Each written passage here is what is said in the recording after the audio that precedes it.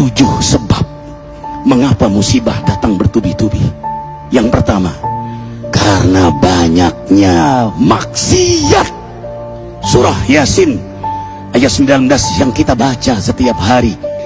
Kemalangan terjadi, musibah terjadi, malapetaka terjadi karena dosa keterlaluan kalian kepada Allah. Yang kedua, karena banyaknya orang berbuat zalim. Dengarkan surah Qasas ayat 59. Kami tidak akan menghancurkan satu daerah kecuali para penduduknya banyak berbuat zalim. Anak durhaka pada orang tua, istri yang berani kepada suaminya, perampok, pembunuhan di mana-mana. Ini mengundang bala bencana.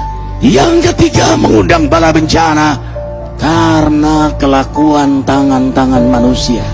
Rum 41. Telah tampak kerusakan di daratan dan lautan karena tangan-tangan jahil manusia, agar mereka merasakan akibat perbuatan mereka. Sebagian mereka merasakan akibat perbuatan mereka, agar mereka kembali kepada Allah. Yang keempat, bencana terjadi karena para tokoh melakukan kemaksiatan dan kezaliman. Dengarkan dengan iman, wahai penduduk Indonesia yang mulia, bila kami ingin menghancurkan suatu negeri, kami perintahkan para tokohnya untuk taat kepada Allah, tapi mereka maksiat, tapi mereka berbuat zalim, tapi mereka khianat kepadaku dan kepada makhlukku. Fahaqa alaihil qaul, maka haklah untuk mereka datang bala bencana seperti kaum Ad, kaum Samud, kaum Lut, kaum Nuh. Kami hancurkan sehancur-hancurnya. Siapa tokoh itu? Para pemimpin kita yang sumpah Al-Quran di kepalanya, demi Allah tidak korupsi. Lalu korupsi. Siapa lagi?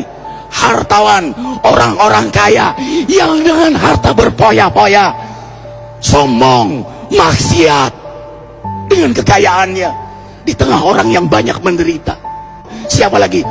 Ulama yang menjual ayat-ayat Allah dengan murah. Subhanallah. Yang kelima, mengapa bala bencana terjadi? Karena orang-orang soleh, orang-orang baik diam melihat kemaksiatan dan kemungkaran. Surah Al-Anfal ayat 25. Takutlah kalian dengan musibah yang tidak hanya menimpa orang yang maksiat, orang yang berbuat zalim, tapi juga kalian orang-orang soleh. Maka masa bodoh dengan kemaksiatan bukanlah sikap seorang mukmin. Amar ma'ruf nahi mungkar adalah amal cerdas. Yang keenam, justru karena rahmat Allah, karena peringatan yang Allah hadirkan agar hadir mahkamah kesadaran kita. Ikhwah, dengarkan dengan iman surah Al-Baqarah ayat 155, 156, 157. Kami pasti uji kalian dengan sesuatu yang buat kalian takut lapar, takut miskin, takut kematian. Tapi kabarkan berita gembira bagi hamba Allah yang sabar dari semua ujiannya, yang mereka berkata, sesungguhnya kami milik Allah dan sungguhnya kami akan kembali kepada Allah. Yang terakhir, yang ketujuh, ada yang nanya, bagaimana yang maksiat yang selamat? Tenang-tenang saja. Yang berbuat zalim malah sukses. Di mana keadilannya?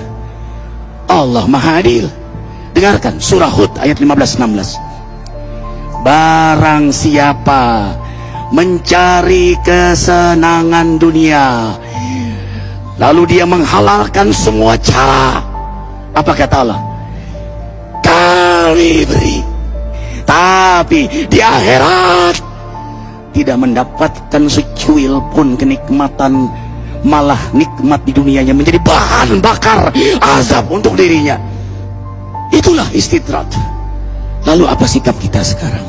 Orang beriman menjadikan peristiwa apapun sebagai jalan untuk mendekatkan dirinya kepada Allah.